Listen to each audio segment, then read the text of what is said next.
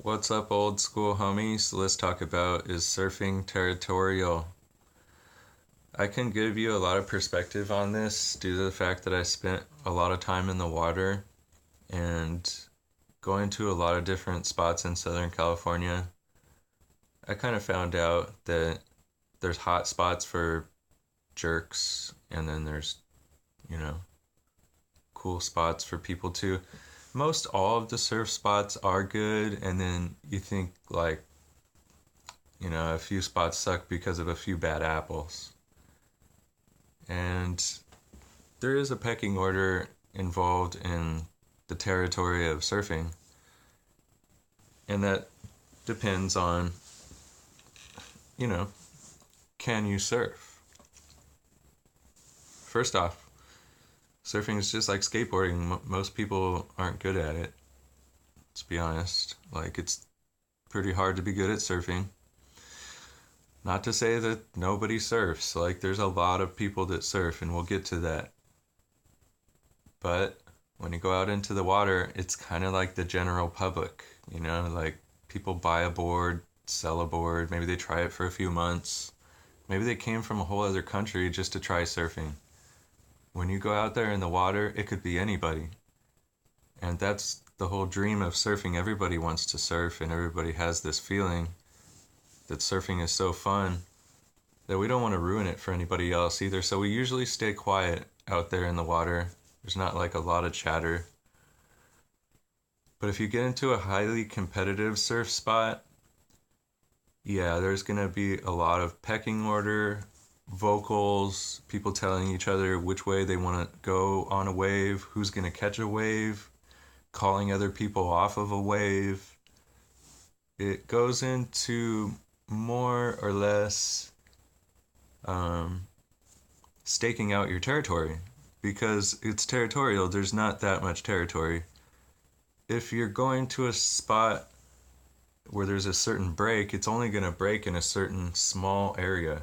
And it could be, you know, half the size of a football field, the quarter of a size of a football field usually. It's not that big, because if there's a lot of people out there, they all have to try to catch the wave right where the peak is. The wave will come up and there'll be a peak in like one spot. Whoever catches it at the peak of the wave is going to get it. Whoever catches it over here, it's already this guy standing up in the middle of the peak of the wave.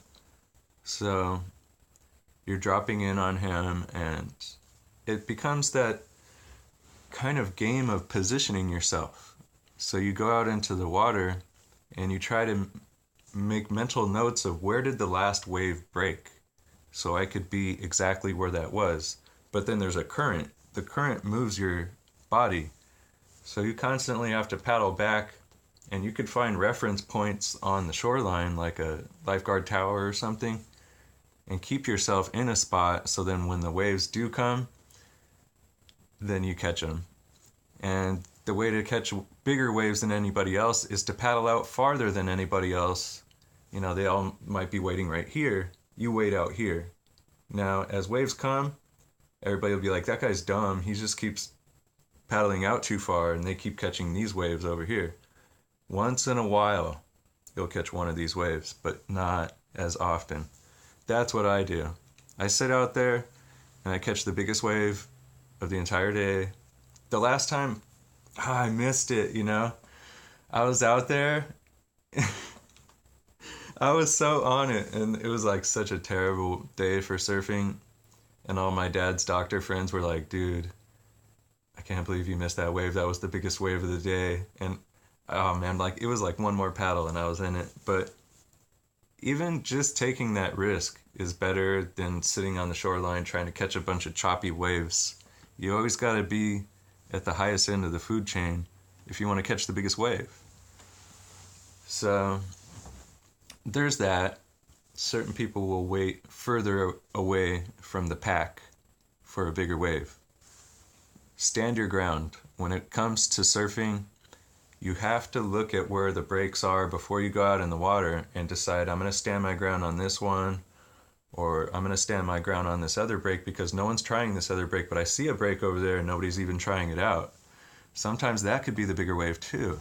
And it doesn't come as often, but when it does come from maybe a larger set that's breaking over here, one breaks over here. You know what I mean? Like, look for that odd man out, but stand your ground over there. Don't paddle back and forth going like, well, there's a wave over there, there's a wave over there, because then you're just going to be pretty much chasing waves and wearing yourself out. And by the time you get to a wave to paddle for, you'll be tired.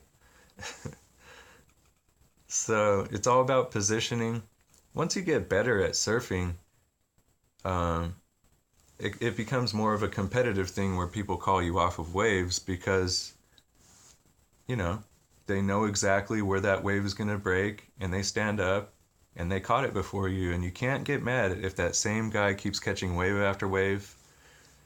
He's probably a local. And if he's telling you to get off his waves, it's probably because he's better at the waves because he knows exactly where the break is going to be. So, you know, catch a few of them.